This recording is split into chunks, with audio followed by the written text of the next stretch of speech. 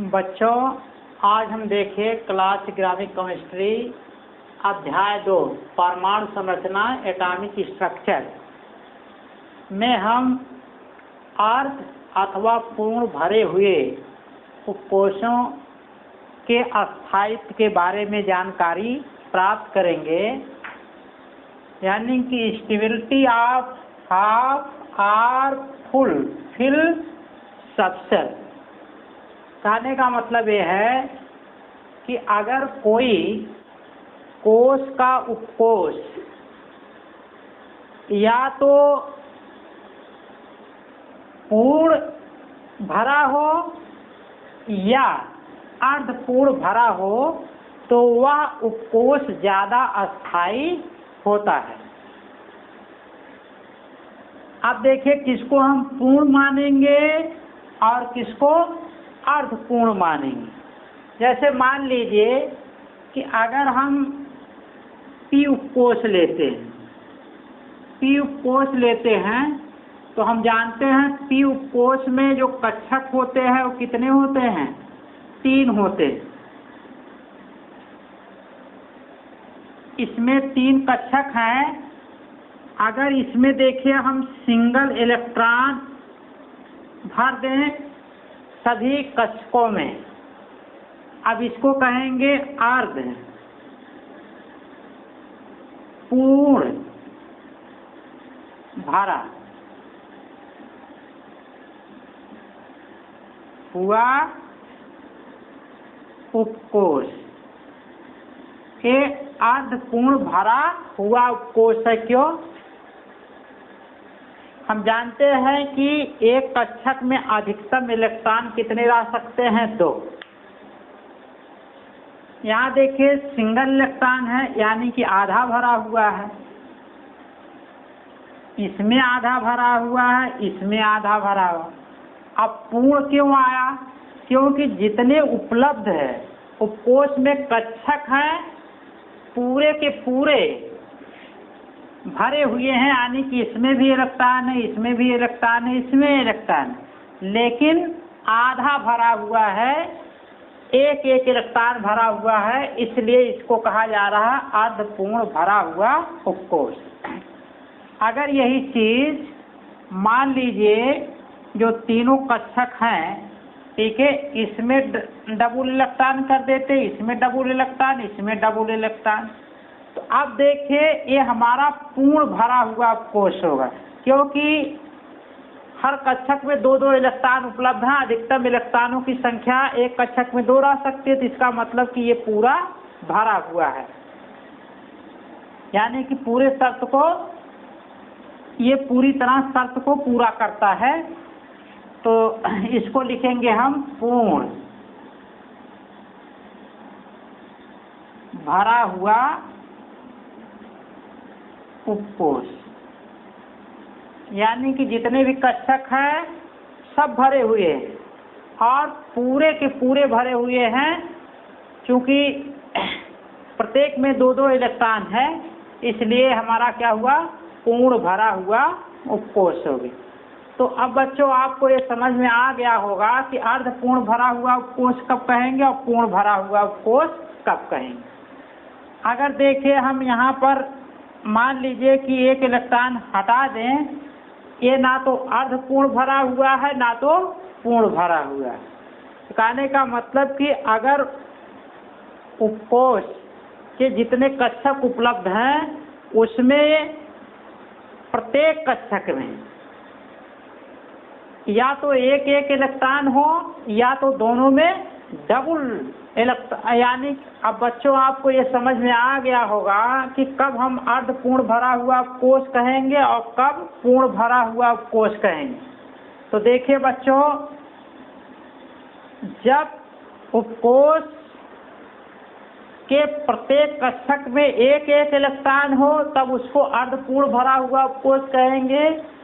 अगर उपकोश के प्रत्येक कक्षक में यानी कि उपकोश में जितने कक्षक उपलब्ध हैं उसमें अगर 2-2 इलेक्ट्रॉन है तो उसको बोलेंगे पूर्ण भरा हुआ उपकोश।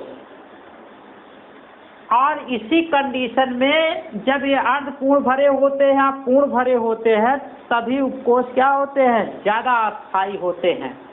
देखिए इसीलिए बच्चों क्रोमियम 24 एवं कॉपर 29 अर्धपूर्ण भरे एवं पूर्ण भरे हुए स्थिति में अधिक अस्थायी होते हैं।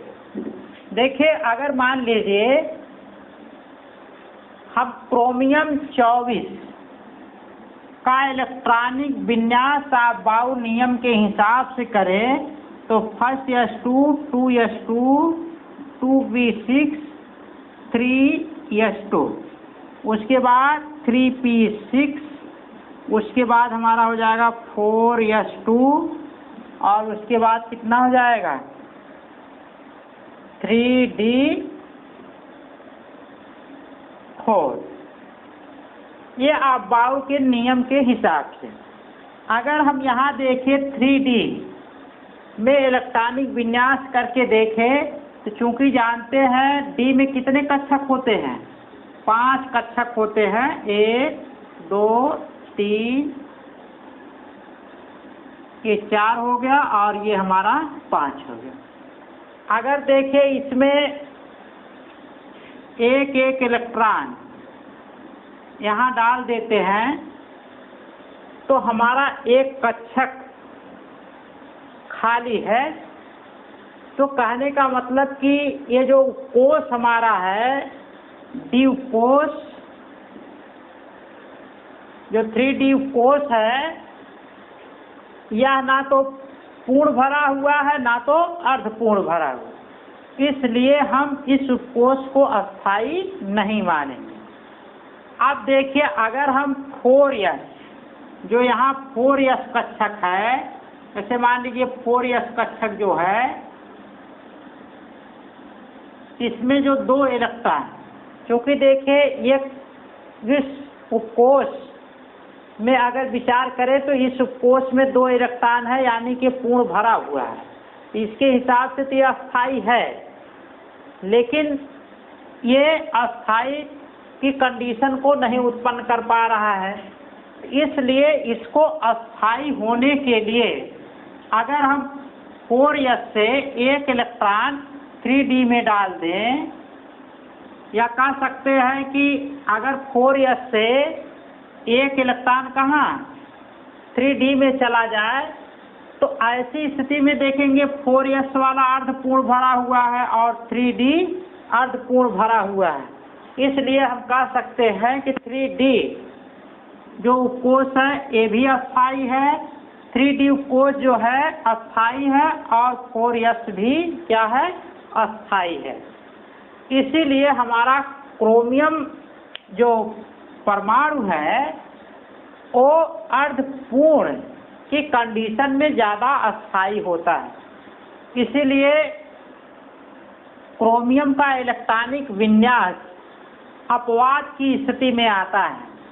इसमें हम 4s ना करके 4s1 कर देंगे और यहाँ D5 कर देंगे, क्योंकि ये इसी स्थिति में अस्थायी कंडीशन में रह सकता है।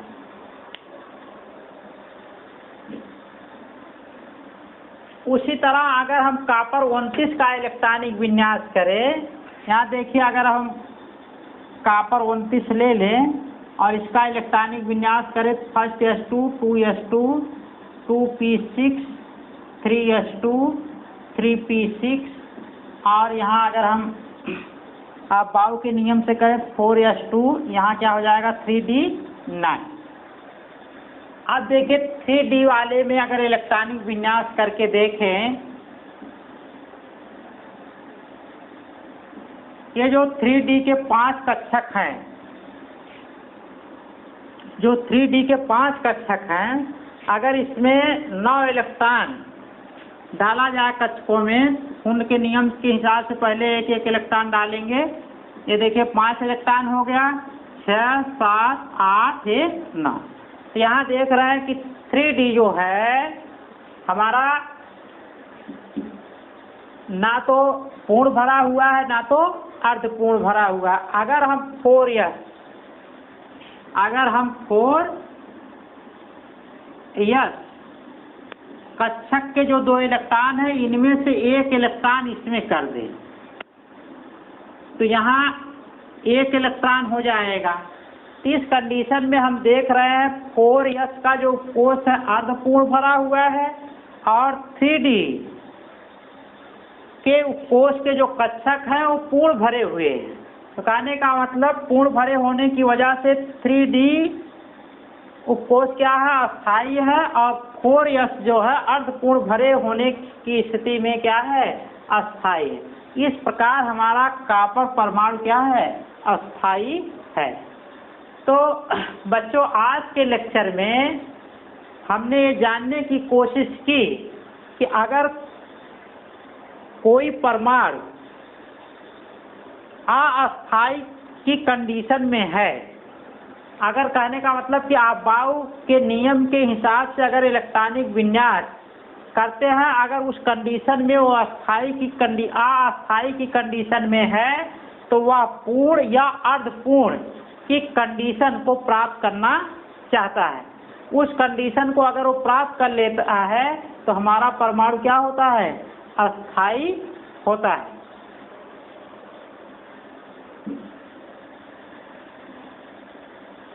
इसके बाद देखिए बच्चों, एक अक्सर प्रतियोगी परीक्षाओं में एक प्रश्न पूछा जाता है, हम आज उसकी चर्चा इस टॉपिक के बाद कर देते हैं और आप इसको याद रखिएगा। ये अक्सर परीक्षाओं में पूछा जाता है, प्रतियोगी परीक्षाओं में।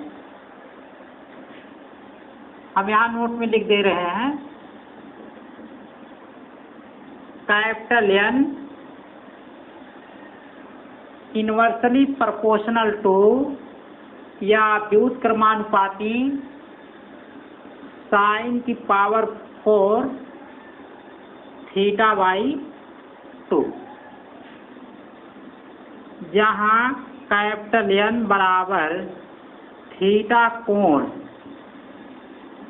पर